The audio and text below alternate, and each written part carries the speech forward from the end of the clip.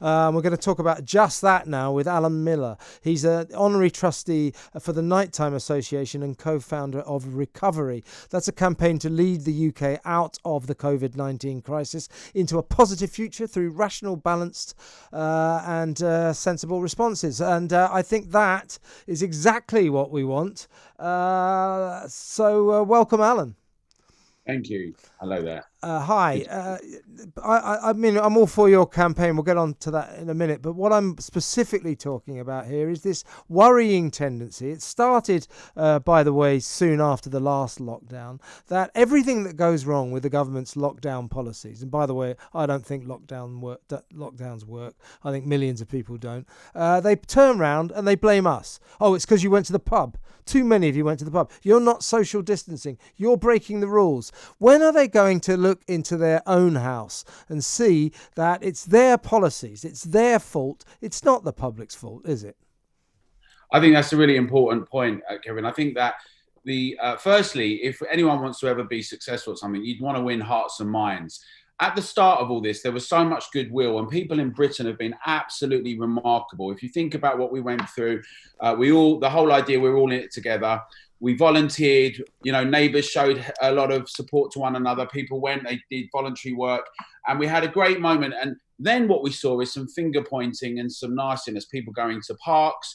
People were accused of all sorts of things, everything from COVID idiots to granny killers in some instances. That's right, yeah. And I think the thing is that, in a way, what the idea that you blame the public for problems, it's not entirely new, but we've seen it become more shrill throughout this period. And actually, almost, for the most part, almost entirely, everyone has been really remarkable. They've showed a real element of judgment, discretion. I think that in a way, Sweden and some other examples point to how you can engage hearts and minds of the public, and people will be sensible in how they interact. I totally agree with that, Alan. Sorry to interrupt, but I've always thought about Sweden, which a lot of our politicians have tried to demonise because they're so terrified of it succeeding, of their non-lockdown policy being a success. Whisper it quietly, it was a success. It is a success. But they... their tendency is to to turn around and blame the public, and that has got worse and worse and worse. And as we turn around and go, well, hang on a second, if lockdowns work, how come the first one didn't work? Why have we got a second one when after 3 months of us not being able to go to the pub, not being able to see our loved ones, locking ourselves in our houses, we're back to square one? We need a new way forward, don't we?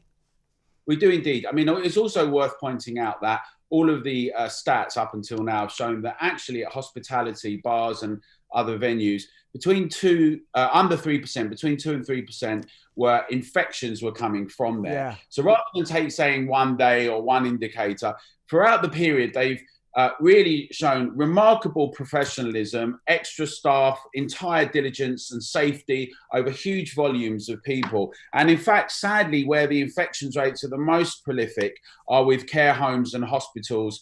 And that's where we, like with the Barrington Declaration, I believe, that's where we need to focus our attention on protecting and ensuring the most at-risk groups are actually looked after. We need to do it in a way that engages everyone and doesn't point fingers at the public, but takes responsibility and says, look, yes, there's challenging situations, but we can do this calmly, we can focus, we can dedicate our resources, and we can do it efficiently if we're honest and transparent. Yeah, you used a good word just now. You said they're getting more shrill in the way they're pointing the finger at the public. The more it becomes absolutely clear and evident that these lockdown policies, that these strictures that they're putting on us don't work, the more they say it's the public's fault. I think they're squirming because they realise that they have imposed upon us policies that are ineffective. See, the first 3-monther, although it was a nightmare, I wouldn't be too blameful of the government about that, because when it started we didn't know what was going on. We didn't understand what this condition was. We were in unprecedented territory, so fair enough. But for it not to work and then say, I know what we'll do, we'll have another one, and the reason it didn't work, it's your fault, that has to stop, doesn't it? Absolutely. Well, if we remind ourselves as well, I mean, I'm in agreement with you. I think everyone initially said they'd they would go along with this, and we didn't know what the variables were. But the context was to protect the resource of the NHS and the impact. And then we saw, thankfully, we saw many of the beds at Nightingale and other hospitals were empty.